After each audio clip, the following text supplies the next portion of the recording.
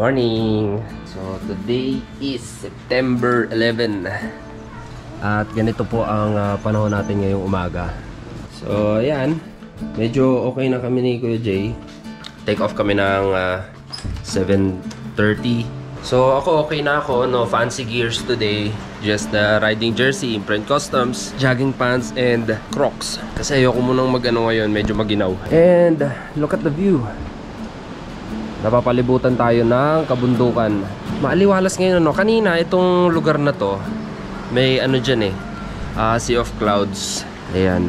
Hindi kasi tayo nakadalawang checkpoint kahapon. Ngayon tayo babawi. Ang target namin ngayong araw sana ay makarating ng Tabuk. So ang checkpoint natin ngayong araw ay 4: Tinok, Mayoyaw, Paracelis, at saka Tabuk.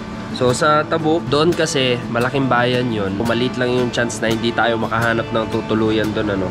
Hindi ko alam kung anong distansya dito sa Kabayan, Benguet.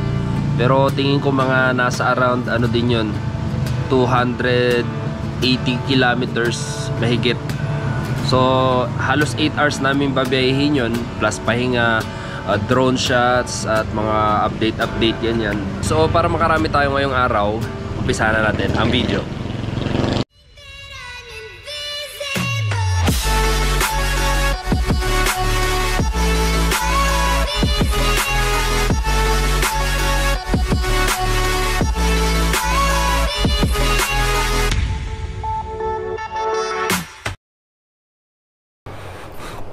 Alright, me next. Thank you. So thank you Pinecone Lodge and Restaurant. Napakamura ng tutulugan dito. Plus maluwang pa yung kwarto, no? Okay, let's go. Let's go, Lodi. So full tank pa rin naman tayo. Ikaw ilang bar ka na? Bawas ng 2. Bawas ng 2? Sige, doon na tayo sa Bugyas mag-fill up ulit. Kasi mahaba-haba yung palabas ng ano na yun Dati nating binasalinahan yung pataas. Yung pataas? Oo, sige. Patinok na. For today's sponsor, thank you very much FKM Motorcycle Philippines and Jobber Moto.com for making this trip possible. And syempre, thank you so much Lord dahil sa maliwalas na umaga. Sana ito'y maghapon na. So 50 kilometers, 1 hour and a half para tayo ay makarating sa Tinok. Tuloy-tuloy na kami ni Sir Tol. Tuloy-tuloy na to. Yes, enjoy natin ang ganda ng Cordillera. Wow. Woo! What a view. Parang painting. Tayo na habang wala pa tayong mukha. Tara. Balik. Paabante ang ano. Sakto, yung turn talaga dapat. Good call. Tingnan nyo naman, napakaangas. Hanggang doon may nakatira doon sa taas na yun Welcome to Cordillera. Gamit natin ay Fecon Venture ADB 150 Ultimate. So lahat, kaya tinawag na Ultimate ito. Your ultimate scooter for your ultimate adventure. ADB 150 Ultimate from Fecon. Thank you so much. Sarap sa panikan. Syempre, comfy ride lang. Kasi scooter may enjoy mo lahat ng daanan. So tara, balik na tayo. At nakagirap na si Napatigil lang tayo Idol dito. Wow, terraces Terraces Time check, it's 8:11 AM. Iba-ibang bundok, may iba-ibang mga kagandahan, no? Merong may terraces, may rock formation, may forestry. Napakaganda ng terraces. Oh, wow, napakaganda. Pataas. Sobrang taas. Tapos may tibag may butas. Ganyan kami ka-updated ni I Am Jamich dahil sa Jobber Boss. Loud and clear ba ako, boss? Loud and clear. Grabing mga panikan, no? Papanik kasi tayo ng tuktok ng bundok. Gasolina, no? Ang sarap ng pamumuhay dito, no? Imagine, payapa, malayo sa gulo, malamig, sariwa. Alam mo yung parang larong Minecraft, yung kakaspawn mo lang. Sana manatili lang yung ganitong ano, no? sistema ng dito sa kabundukan. Di naman sa sinasabi kong huwag i-develop, pero sana ma-experience pa ng mga ilang henerasyon yung ganitong kakaibang experience. Masarap kasi mag-travel talaga, sa totoo lang. Travel is the most precious leisure na pwedeng gawin ng tao sa buong buhay. Ayan, so may gas station din dito, guys. Hindi kayo mawawala ng gas station dito. Every 3 to 5 kilometers may mga nag-i-invest na rito sa mga tawag dito yung mga small player na gas station. At pag mga ganitong scooter naman ang gamit mo, malayong-malayo ang mararating nito. Usually, sabihin na natin every 1 to 200 kilometers na kamo sa isang full tank. May gasolinahan. Marami kang gasolinahang madadaanan. Diretso lang tayo. Oh, welcome Mount Pulag, 2 kilometers away. And dito naman sa motor na to, ang isang full tank nito ay downhill, puro putik. Ang isang full tank nito ay maabot ng 340 kilometers.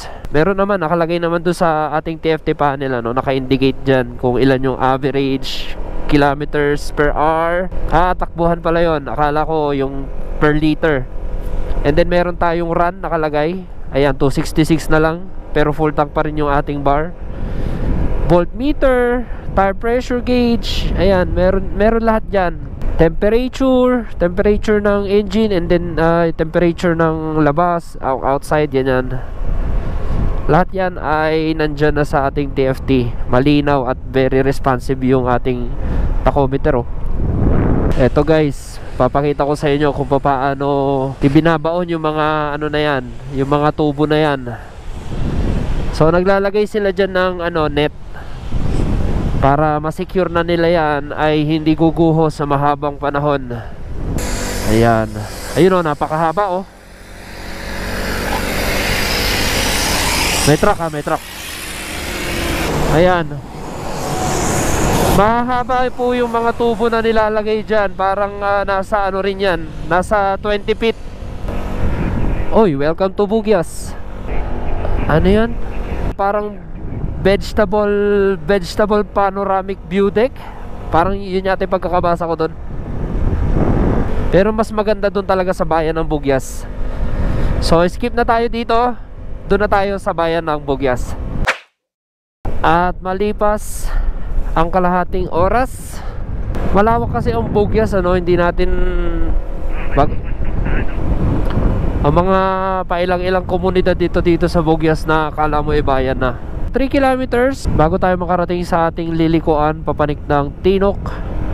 So number 1 na sandata nyo talaga sa pagta-travel is si Google Map. Kailangan matutunan yung pag-aralan kung paano gumamit ng Google Map, lalo na sa mga ganitong lugar. Kung minsan ganitong network lang, halimbawa smart lang ang meron dito, may lugar naman na globe lang, pero yan yung mga network na kadalasan laging meron sa lahat ng lugar, globe or smart. Ako may baon ako na smart DITO, pero parehas yun, minsan wala, globe lang ang meron. Yun pa yung nalimutan ko. Actually may baon naman akong globe, wala nga lang akong data. Ayan, make sure na may mga extra kayong mga SIM cards na ganyan pag nagta-travel kayo sa ganitong kabundukan, para lagi kayong updated sa family or locations, para on course lang kayo sa inyong navigation. So ito, welcome to Sebang Katlubong highest point or Tinok. Tapos Bugyas Central pala yun, yung pinanggalingan natin. Ayan highest point. Picture muna natin dito bago tayo magdire-diretso sa Tinok. Pwede rin, magpa-full tank na ako for safety, para may tayo ngayon, first gas ngayong araw. Okay, first gas up for today is 2.6 liters. Naka 181 lang tayo. Pogi, kabukas pa yun mo. Kapag nakakalati na pala ako sa gas tank, meron pa akong mga 6 liters. Thank you po. 7 liters. Okay, tuloy tayo sa Tinok. Kayang-kaya ang panikan. So mamaya susubukan natin doon sa may pinakatarik. Susubukan natin doon sa pinakamatarik na pampanik sa Tinok, kung ano ang magiging top speed natin sa papanik gamit itong FKM Venture 150 Ultimate. So ayan, pag panik-panik, mga 30-35 ang takbo natin top speed. Mga ilang araw na siguro ito. Matagal na yan, malinis na eh. Ayun oh, kung makikita nyo ang kabilang bundok natin, puro rice terraces. I mean ano, puro terraces pala. Kasi gulay mga nakatanim dyan eh. So ito na yung panikan guys, na medyo matarik-tarik ng kaunti. Ayan. Titignan natin kung anong top speed ng FKM Venture 150 Ultimate dito. Pero bago yon, pakita ko muna sa inyo ang kagandahan ng Bugyas. Ayan, napakaraming taniman. Halo-halo.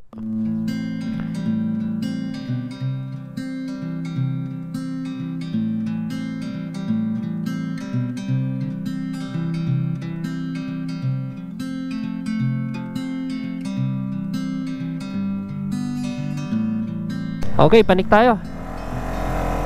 Ito, nag-start tayo sa tarik na agad, ano? Ayan.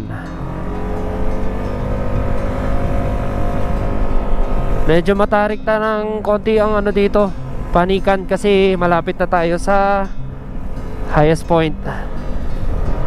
Ayun, ayun ang ating pupuntahan. Yung maulap na yon. Sigurado na pagkalamig doon, maganda-ganda yata ang drone shots meron tayo doon mamaya. Iniwan na tayo ni Jamit Show. So ayan, panikan natin 33-35. Tapos hindi pa galit na galit yung ating makina, no? 6,000 RPM. Oh wow. Diyan na lang naman na yun. Ayun yung may kalsada na yan, tapos paikot ng likod na yan. Yun pa talaga yung Tinok, ano? Yung pangalawang bundok na yan. Hindi itong nakikita nyo to sa harapan na yan. Doon pa sa may pangalawa na yun. So pitsor-pitsor at pahinga ng kaunti. Dito pa lang medyo ano na, illegal ang lamig dito. Dapat dito naka thermal thermal sweatshirt. Kulang ang riding jersey at jacket dito. Although maganda naman yung jacket ni Imprint kasi cotton yung loob. Yan. Pero tagos talaga ang lamig dito. Katamtaman lang. Palipad tayo.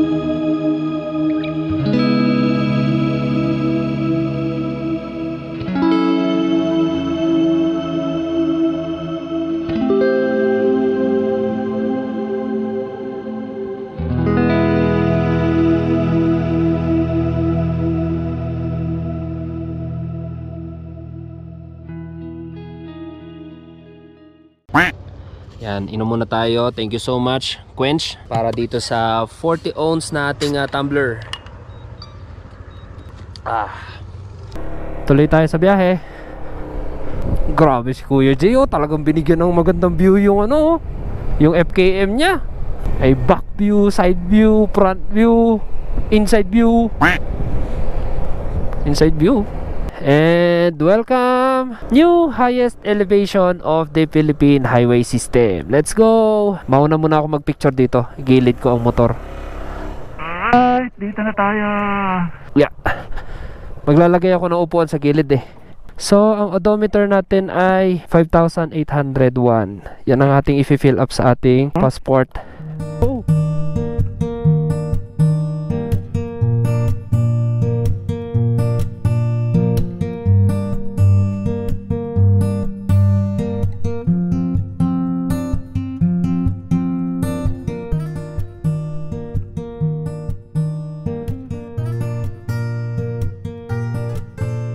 So, Tinok, highest point, day 2. 5,801 na yung ating odometer. So, yan lang. And then, picture tayo, selfie, ganyan-ganyan. Ayan. Okay, so balik na tayo sa daan. Anong oras na ba? 10:41. Bye-bye, Tinok. Bye-bye, highest elevation. Dito tayo sa kabila. So, hindi muna kami nag-jobber ni Kuya Jay dahil isang diretsyon lang naman to para makapag-vlog din siya. Ang lamig talaga rito, promise. Shoutout kay Dijan Pax, oh. Napanood ko na pinanik niya tong lugar na to.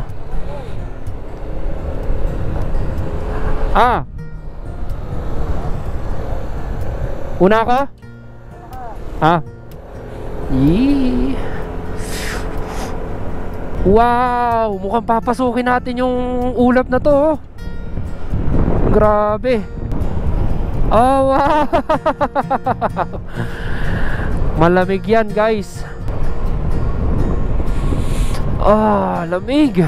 So, itong ulap na to ay may halong tubig ito, kaya ganyan. Lamig. Grabe. So, ito first time din nating madadaan dito kasi last time na nagpunta kami nung Cordillera 1, bumalik kami uli pabugyas dahil kami nun ay sasagada. Pero ngayon, iba itong dadaanan natin ulit. Lalabas tayo ng Kiangan at papanik tayo ng Banawe Rice Terraces. At ang next checkpoint natin ay Mayoyaw Municipal Hall. I think makarating tayo doon ng tanghali. After Mayoyaw ay Paracelis. And then doon na tayo mag-stay ng Tabuk mamayang gabi. Wow. Oh. Ito yung katamtaman lang na ma-experience mo ang fog pero hindi siya zero visibility. Ayan, oh. So, thank you very much FKM Motorcycle Philippines and Jabber Motocom. Napakaganda ng klima natin dito. So, dito lang naman medyo maulap-ulap, pero sa ibang parte kasi maaraw. Tulad ng kanina, maaraw doon sa bago kami pumanik dito sa Tinok. Welcome sa bayan ng Tinok. So, dito naman sa Tinok, kompleto rin dito. Meron niya akong napagpareservan dito na tutulugan, transient. And then marami rin gasolinahan, kainan. Ayan, pagkain, hindi kayo problema rito. Hospital, 215 meters. Aani sila, carrots. Ayun, ang sarap naman ng ganyan, malamig. Ito, transient din. Sa braking power naman itong si Venture, ABS siya parehas tapos malakas kasi disc brake parehas. Grabe, lusong, So front brakes lang tayo para permis lang yung grip ng ating unahang gulong. Pagka kasi front brakes, naka-shrink yung ating suspension sa harapan. Yung buong bigat ng motor nasa unahan. Yung unahan ang pinaka pumipigil. Lalo pag ganitong pababa, mahirap yung sa likod mo lang iaasa ang brake dahil mag-slide lang ang likuran mo. Tapos the rest ng motor gusto pa rin bumaba. So kapag matarik na matarik, syempre front and rear brakes tayo. Pero kapag ala-alalay lang, front brakes lang ako. Ito ang pinakabayan ng Tinok. Tinok National High School. Ang luwang. May oval pa sila. Welcome to Tinok Municipal Town Hall. Ayan. Kaya ang bango. Yung pala inaamoy ko, lechon manok ko. So dito sa kabayanan ng Tinok, yung napagpareservan ko na ito, RD's Transient House. Pero kinancel ko rin yan kasi gagabihin na tayo masyado kung ito'y tinuloy natin kahapon. Yan, hello po mga taga Tinok. Morning. May nagki-clearing dito. Kakabagsak lang. Meron pang mga umuuhong pa ilan-ilan na bato. Okay, thank you po. Pero overall, safe naman lahat ng nadaanan namin. Walang problema, walang ulan, walang landslide. Although pinaka the best talaga na tinitake itong Cordillera Loop ay summer. Para alam nyo na yan, di bali nang mainit, basta tuyo naman ang daan at maliit lang ang chance or halos wala na landslide. Ayun, doon tayo galing, sa may maulap na yun. Imagine, nakababa na tayo, tapos nakailang tawid ng bundok na. Pag tinignan mo kasi sila dito sa view mo, halimbawa ganyan, kala mo walang kalsada. Unless na lang kung ganyan, mas mataas ka doon sa kabilang bundok na may kalsada, makikita mo yun. Let's go. Off-road gaming. Let's go FKM. Boom, boom. Hala. Yeah. Ayoko doon sa kabilang gilid na yun. Nalulula ako pag tinitignan ko yung bangin. Baka mapunta pa ako doon. Ang lambot talaga ng mga suspension nito, lalo sa harapan. Ang ganda ng play. Oh wow, parang papasok ng ibang mundo ito. Ay, papanik. Anong meron dyan? Napakatarik nun. May mga taniman sa kabila. Mga ganong maniobra talaga eh. Okay, may nakita rin kaming kainan.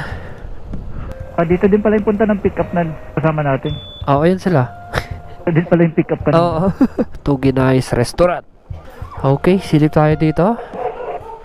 What's the ulam? May sabaw tayo. Parang papaitan. Ako papaitan lang ako. Okay na ako dyan. Alright, papa muna. Okay, tuloy tayo sa biyahe. 3 hours and 44 minutes pa tayo hanggang sa Mayoyaw. Isang oras. 3, 2.5. Ayan, nung lumakad na, nagbawas na ng oras. Welcome to Imbulik-lik. Ang laki nun, oh. Laking boulder niyan, ah. Ang laking boulder. Pag yan ay gumulong hanggang ibaba, Tapable yan. ayun, oh. May bahay sa taas. Tinayuan nila ng parang Inangkin na yung bato. inangkin yung bato. Akin ito. Tapos mayroon akong nakitang resort dito sa gawing ibaba natin. Ayun. Sigurado kung may resort, pwedeng anuhan to. Tulugan. Pwedeng tulugan. Ayan. Muyong Resort. Lino ng tubig, oh. Ayun, tas parang may mga kwarto-kwarto sa taas, parang cabin. Ayun, eat, skip, ride, repeat. Para sa Oo nga, no? So guys, tumigil tayo saglit. May nakita tayong swimming pool. Ayun, Sarap naman. meron ditong resort. Meron ding Muyong Fuel, oh. Ayun, Gas station. Skip, ride, repeat. So para sa rider siya. Pa-design. Ayan, oh. May mga kanton pa, oh. Ihon Canton Mami Lomi. Dapat pala dito tayo kumain. Gasolinahan pa. May gasolinahan pa. Kompleto. So friendly yan sa mga rider. Nasa gitnang bundok ka na. May ganyan pa. Anong lugar to? Ano? Ano yun? Pugaw pa din. Oo, Ipugaw. Hindi ko na alam lugar na to. Asipulo. Pulo. Sabi. First time ko narinig yung mga ganung pangalan. Asipulo. Oh, may motor shop pa. Kompleto sa langis. Kanina pa naman tayo may mga nadadaanan na ganyan. Kaya sa lahat ng magko-Cordillera Loop dyan, hindi kayo problema sa tutulugan, paggawaan ng motor. So bigyan ko kayo ng idea sa budget ng Cordillera Loop. Sama natin yung registration at lahat-lahat. So gamit natin ay scooter 150cc. Kasama ang registration, nasa 15,000 na. Pinaka safe na yan per person. Pero kung ikaw may OBR, sabihin na natin 20. Pinaka safe yan. Pagkain, tutuluyan. Sa mga tutulugan, sipagan mo lang maghanap sa Google, makakakita ka ng mura. Tulad ng mga natuluyan namin. Yung Pine Cone, 400. Cementerio. Oo. Yun, mura talaga yun. And then yung pinareserve ko sa Tabuk ay 325 pesos lang. Bago pa yung building. Although nasa 5th floor siya, Medyo mahirap lang sa panikin pero okay na rin kasi bago naman ang building. Welcome to Ifugao. Kiangan pala to. Kiangan, Ifugao. Sige, Pagkakti kayo walang problema. para makasama kayo. Yan, sa'yo muna. 1, 2, 3. Sticker. Ayun o, mayroon pang manghihingi. Picture tayo muna. Sige, picture lang kami sandali. Oh. Thank you. Oo, yan yung may bridge. Okay guys, ito yung dinaanan namin noon nung Cordillera 1. And di ko akalain dadaanan natin tong isang to. So Okay. dito tayo, Banawe, kaliwa. Banawe, Dito Lagawe. tayo. Picture tayo dito. Meron dyan. It's been a while. Ang ganda ng ano na to oh. Maganda rin naman ito kasi ito yung main road talaga no, pabalik ng Baguio. Dadaan niya ng Atok. Ito ang kabayanan ng Lagawe. Medyo mainit at traffic. Sa mga tutulugan at kakainan, kung pakiramdam nyo ay maaalangan kayo lagi, always i-safety ang sarili sa mga bayan-bayan na kilala. Yan na ang kinis ng kalsada. Medyo naglaro-laro na po.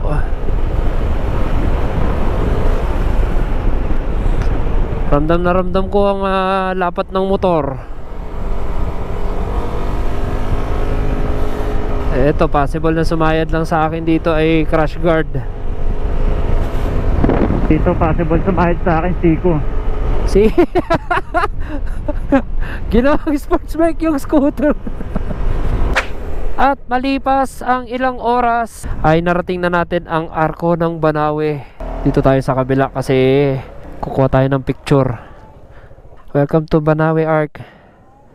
Tire pressure natin is di nagbabago, pero pinakita niya, hindi ko alam bakit.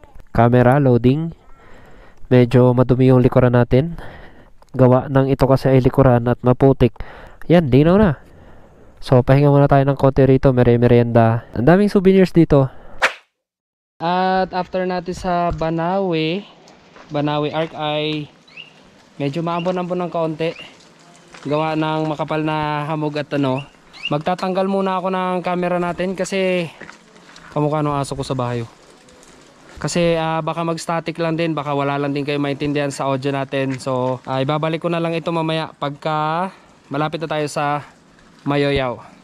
Nagpalit tayo ng camera na waterproof. Let's go.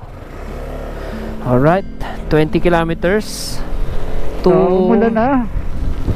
Mayoyaw. Ulan, pero walang hangin. Yung bagsak ng ulan is, ayan o, pantay lang. Saan yung may batong, parang cave? Ay, sa Halsema yun. Hindi madadaanan. Hindi, sa Halsema yun, Pasagada. Nasa gilid ng kalsada. Oo. Hindi talaga kuweba, yung parang nakaano lang. Yung hap. Oo, hap. Yung ganun sa hinintuan nila Alfred Watermax. Ewan ko kung nakita mo yung video niya. Medyo nalikot-likot ang puwitan ko Madulas yung ganyang ano na Ay, yan. naramdaman ko dun. Masyadong makinis. Madulas yung ganyang Masyadong makinis. kalsada na ganyan. Pang loob ng bahay. Ayan o. Buti may traction control. Wow! Oh shit, nakakahilo naman. Nakalula na napakaganda ba? Nakakaluta, parang hinita. Ayun may kalsada sa kabila Nalagpasan na namin yung medyo maulan-ulan kasi pili lang yung mga lugar pulo-pulo. Pero maginaw pa rin dito sa taas. Gawin nyo to sa summer. Ang taas ng falls, guys! Saan na? Dito Ito. na ba yan? Falls. Ito ba yung tinuturo ko? Oo, false alarm. Picture muna natin. Wow! Natigil naman ang ulan konti. Ako din. Ito ka sa kabilang side. Hindi kita yung ibabaw. Teka. Cordillera pa more. Cordillera pa more. Cordillera pa more. Teka lang. Wala naman tayong dumadaang iba Yeah. Para kunwari mataas talaga. Oo, yun. 1, 2, 3. Alright. Gusto nyo guys? Oh. Ito ang Cordillera. Gusto nyo ba? Cordillera pa more. Yan ang sarap. Sama-sama lahat. Malamig, mapag, may falls, basa, madulas. Maganda mag-content doon, Troy. Tara, saglit lang. Tara. Balik tayo doon. Wow! What a view! What a view! So tayo dito. Cordillera pa more! Natawa naman ako bigla. Paano kung taga dito ka tapos doon ka maghihintay sa waiting shed? Oo nga, no? May waiting shed sa taas. Ah, kasi may daan doon. Dati. Teka ulit. Go. Yay! Cordillera level 2. Ano, gusto nyo ba? Ganito madadaanan nyo, ayan. Halos walang dumadaan sa sakyan. Yun lang, kanina pa. Oh, ka muna. Troy. Ayan, ganyan ang Cordillera. Taka, sila pa. Iitin natin to. Halos 50% na lang ang visibility. Malakas pa ang ulan. Mga 4 kilometers na lang bago Mayoyaw. Ayan, ganyan. Dire-diretso lang tayo. Doon na tayo maghahanap ng masisilungan. Oh, may barikada sa kanan. Fort. Pasok ka dyan. Ayun, may, dito tayo sa ano. Ito mismong tent. Ito. Tent. Ayan. Kayang-kaya. Sanay na sanay si Jamich. So, ito yung sentro ng Mayoyaw. Makikita nyo naman, napakaganda ng pagkakapintura ng kanilang municipal hall.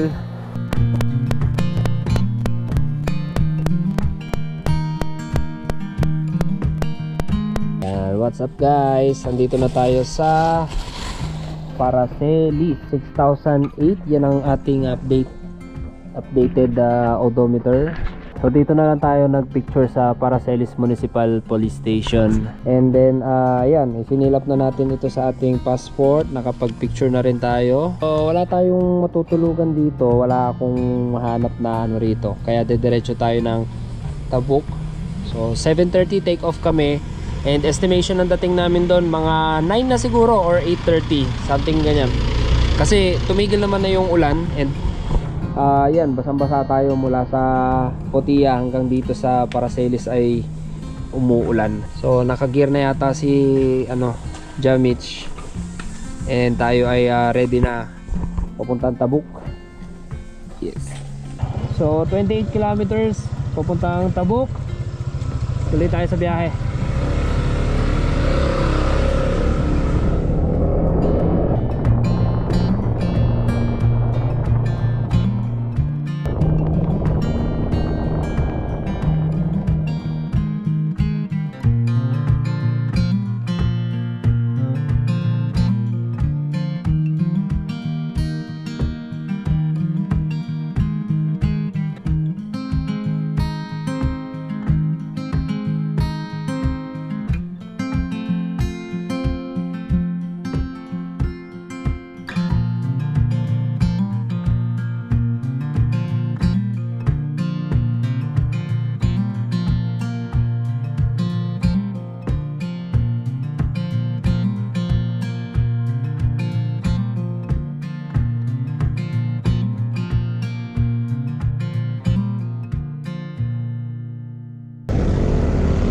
Sabi ka, 8 lanes. Wow!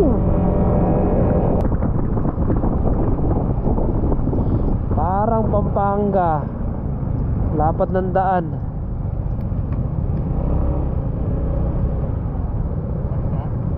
Oh, open pa lang. May mga nakain pa sa loob. Ayos!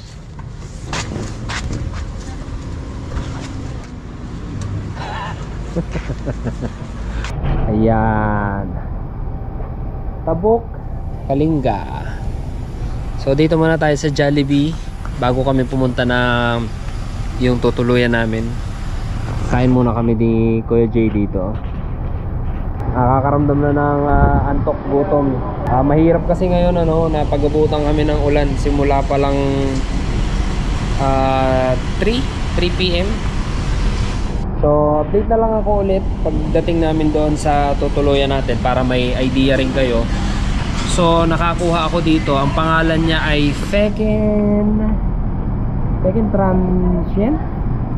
Transient and Apartments Tabuk. So ang presyo nun ay 325 a night. Napakamura, diba? Tapos bago yung building. Although nasa 5th floor siya, pero okay na rin para sa amin. So update na lang ako pag dating namin doon. So nandito na tayo ngayon guys sa ating tutuluyan. Ito yung building natin, second building. Doon tayo sa 4th floor. And then ganito yung parkingan nila sa ibaba. Kung kayo ay naka 4 wheels, maluwag naman ang mga parkingan dito. At kung kayo ay naka motor, ito ang parking lot nila. So ito yung motor natin. Ayan, naka 60 na tayo. So panik na tayo sa taas at ipapakita ko na sa inyo yung itsura ng ating tutuluyan. Ito kasi para siyang apartment. Hingal na hingal ako, dami natin binitbit. Meron kayong gate, may sariling padlock po ito. Bibigay sa inyo yung susi nito. So ito ang makukuha ninyo sa 325 per night. Meron kayong sala, meron kayong kitchen, dalawang room. Meron silang room na pang 4. Pero ito lang kasi yung in-avail natin dahil tayo ay transient lang. So maluwag din yung room. So ganito magiging setup namin ni Kuya Jay. Doon na siya sa taas, dito na ako sa baba. Pwede naman akong humiram ng kutsyon. Meron tayong extra electric fan, meron tayong kitchen. Pero lahat ng yan ay depende sa i-avail ninyo. Kung kayo ay magluluto rito o depende yan sa babayaran ninyo. So ayan, second transient. Wala lang tayong makikita ngayon pero bukas papakita ko yan sa inyo. Ito kasing Tabuk City is parang plateau, na itong bayan na to ay parang nasa itaas ng bundok. Kaya napakalamig dito sa lugar na to. Hindi siya parang Baguio pero malamig siya. So ayan, meron kayong cabinet, electric fan, wala tong aircon. And then kung basa ang mga gamit ninyo at meron kayong pwede pagsampayan dito. Meron bang ilaw? Ayan. So sinampay muna natin yung ating basang jacket. Meron ding view dito sa likod Malawak itong Tabuk City na to. Actually napaka-organized nga ng city na to. Parang Pampanga yung lawak ng kalsada. Tapos organize yung bawat street. Para siyang isang malaking village Sa CR naman natin, ito ang ating CR. Meron tayong urinal. Wala lang tayong heater So kung kayo ay hindi naliligo ng malamig, tiis-tiis na lang muna. Maganda naman yung tutuluyan ninyo, bagong bago. And anyway, tingin ko yan lang yung vlog natin para ngayong araw. Pasensya na kung medyo mahaba yung vlog natin ngayong araw kasi 12 hours kaming nagda-drive at nakailang checkpoint ba tayo ngayong araw? Tinok and then Mayoyaw para sa Elis. Itong Tabuk ay bukas na kasi wala rin kami mapagpapapicture na malinaw-linaw, maliwaliwanag. So nakatatlong checkpoint tayo ngayon. Bukas itong Tabuk. Ayan si Idol, pumanik ng 4 na palapag, tanggal ng top box, nagtulak pa ng motor. So bago ang lahat, maraming salamat sa Fecon Motorcycle Philippines, FKM Motorcycle Philippines, and Jabber Motocom. So yun lang, like, comment, share, and subscribe. Ride safe and see you on my next one. See you tomorrow pala.